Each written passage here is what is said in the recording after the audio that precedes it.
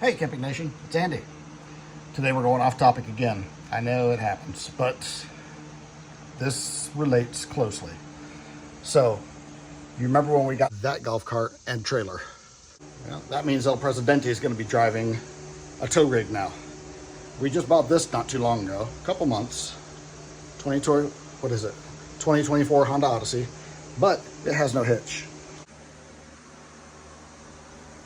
It would have something right there. So today we're going to rectify the problem with this hitch.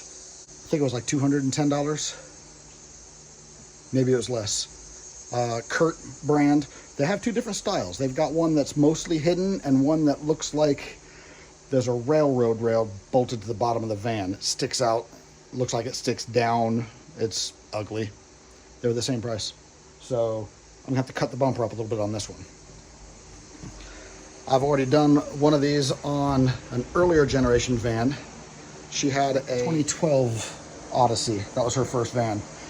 And I had to put a hitch on it. It wasn't super easy, but it wasn't super hard. I know. Kind of gray area. Shouldn't be any surprises. So first things first, we gotta jack this thing up and put it on jack stands. Harbor Freight to the rescue. Harbor Freight jack stands don't have a really good reputation, but I think these are old enough that they are not part of the bad batch, and they haven't failed me yet. I inspect them regularly. So, matter of fact, yesterday I was doing the brakes on the truck and used them, and they're still fine. So, I think I'm okay here. Once you are properly secured on jack stands, or if you're lucky and you have access to a lift, then you got to take a look at what's going on. This hitch did not come with any instructions. All it said is that there's some cutting of the bumper cover and no drilling required. So I have to, and it also said removal of the bumper cover was necessary. So the bumper cover, the bumper itself, as far as most people are concerned, comes all the way back here. There it is. And it goes on here, all the way back to the wheel. And then, of course, same thing over here. Plus, on this side, you got the tailpipe. On the 2012 model, that tailpipe was a pain. Some of these holes here are going to be used. I don't know which ones yet. I've got an idea. Oh, yeah, it came with no hardware either. Thanks, Kurt. Hopefully I've got something in my nut and bolt bin, which that's just a bucket of old hardware left over from everything. That's what's going to be involved here, and it's not going to be fun. Well, I was wrong. There is hardware included. Cool. Of course, this is very application specific, and I don't think anybody's doing much with a Honda minivan, but once you get the bumper cover off, you're ready to start putting on the hitch. Look at that. Now, your actual hitch installation is going to be the same regardless what you're working on. Bolt, bolt, and another one up here. I know it's out of focus. And then, same thing over here on this side. Boom, boom, boom. The part that's a pain is accessing where those bolts go.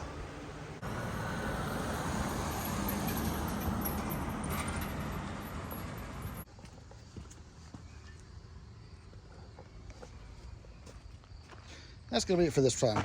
New tow rig, cool. But for local camping, this will do the trick, and we'll be able to take both items. So that's how you get around a small problem. So we're continuing the thrash. We're trying to get that golf cart on that trailer hooked up to this van safely down the road in 7 days to go to Tennessee. And I'm working about 58 hours next week, so I've got this weekend to get that ready, get the truck ready, and the camper that's not even here yet, get it ready.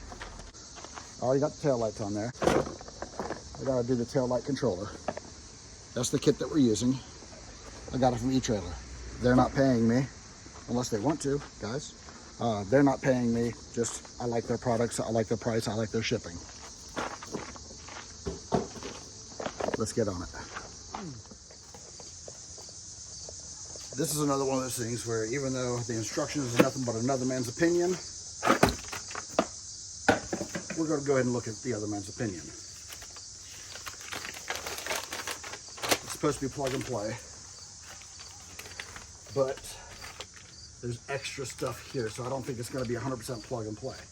I see a couple of fuses. I see a breaker or a relay of some sort. So let's see what's going on here. Espanol, only Puerto Rican.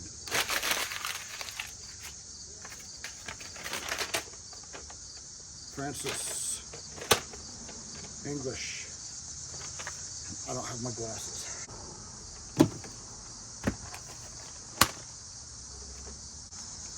Got the rubber band off. Okay, everything's stretched out. Just quickly looking at this, we know we have a ground. We can tell because it has this eyelet, and white is usually ground. Forget about black being ground. White is almost always going to be ground. Then over here we've got one plug. It's got, this is going to be a fuse. Okay, that's a fuse holder, but that's going to be power. Then we've got a red, yellow, green, and brown. So this is going to be power in to the module. That's going to ground it. The red is going to be the brake signal. The brown is going to be the tail light signal for your regular parking lights or running lights. And then your yellow and green is going to be left and right or right and left. Again, I can't keep it straight which side's which. That's the dyslexia. So that takes care of all this. What's all this? This is the 4-flat harness that we've mentioned before that we hooked up onto the trailer. And it comes with a rubber cover to protect all this. If you live in a salt state or a coastal state with salt water, you don't want this outside unless you have to. And if you do have to, then you definitely want to use the cap. There we go. Maybe even put some grease in there. The salt will get in there and destroy the contacts. So this will be inside the van, and it will be tucked away and hidden, out of sight, out of mind. Being hidden, it won't get damaged, it won't get stepped on, it won't get worn out, it won't get chewed on by the dogs, which, as you see, the dogs ride back here frequently. That's 2 golden retrievers. But this gets hidden inside, and it gets protected that way. If you just have it flopping around like that while you're driving around, it looks ghetto. It's not good for the wiring harness, and it's just sloppy. Don't do this. Just, come on, tuck it in. That off, and I already see this, and I recognize that. That looks like this. That looks a lot like that.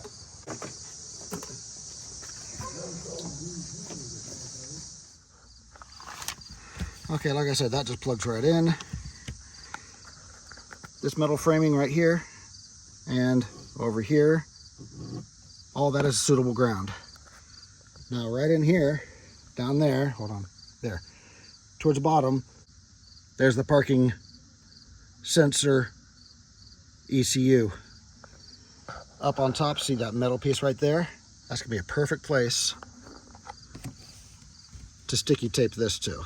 So it comes with 2 small 7.5 amp fuses. Comes with 1 slow burn 15 amp. This, maybe this is a slow burn. I don't know, another fancy kind of fuse. And then the self-tapping screw and 2, 3, 4, 5, 6 zip ties. That's plugged in. Let's put the fuse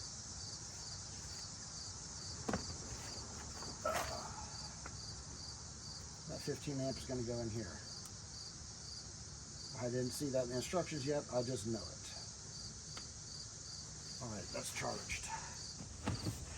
I can't find my test light, and I know that both of my multimeters, voltage testers, are in the camper. Don't know how that happened, but it happened. So I have no way of testing for power. So what I'm gonna do is just hook it up, knowing what I think I know, and then I'll plug it in and see if it works on the trailer, and I'll know I'm good if it works. Does that make sense? I hope so. Let's zip zap the ground into place. And like I was saying, I'm just gonna go over the metal right here. And like I said, the white is the ground, verified.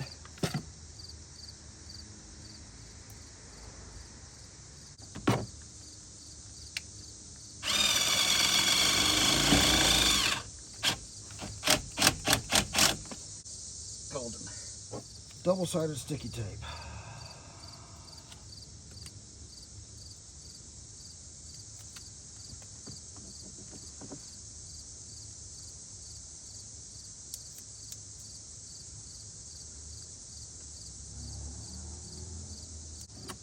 That's some good stuff.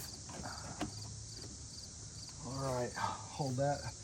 Press and hold for like 30 minutes or, 15 seconds, whatever. Boom, it's stuck in place. Install the 15 amp fuse into the fuse holder.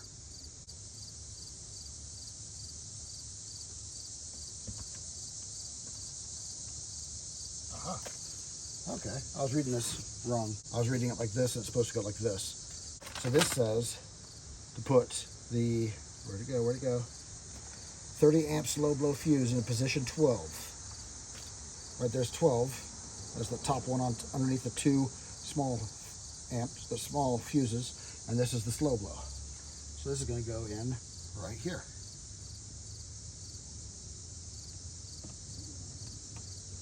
All right. These two small 7.5s go down here in the lower left-hand corner in position 10 and 11.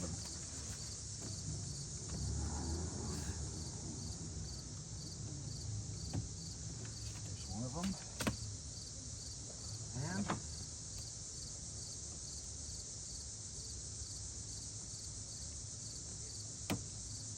there's the other. Nice. I think we're ready to test. All right. Let's plug it into the trailer and see what happens. All right, first check. The brake lights flash with the brake lights on the van with the key fob. I hit the lock, unlock. They flash. All right, there we go. There's the parking lights, headlights.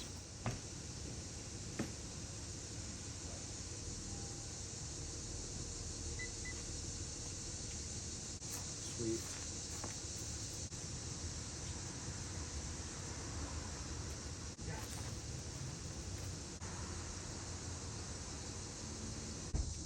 And they both lit up from the brake lights. So now all I gotta do is clean up some wiring, run that harness and nice and neat, and it's done. So I stuffed all this in here, and then the light harness, there we go, stop moving. I stuck it down in here and then pulled it out here. And then what I'm gonna do is just tuck it in along here. Again, I apologize about the pulsing light. Then I'm gonna tuck it in down here. And then, since these seats stay down 99% of the time, I think I'm just gonna leave the harness laying down here. See what El Presidente thinks about that. I may have to come up with something a little bit better. The storage of that harness is the only thing I'm not digging about this install, and I'll probably come up with something better later. That's more than acceptable right now though. Harness is protected, it's safe, it's not gonna get damaged by weather or the dogs, and it all works. So this has all been a win. Score. Now, I've got one more thing to do here.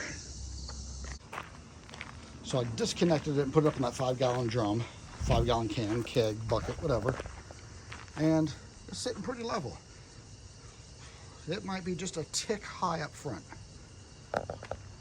It doesn't need to be absolutely perfect, especially being single axle.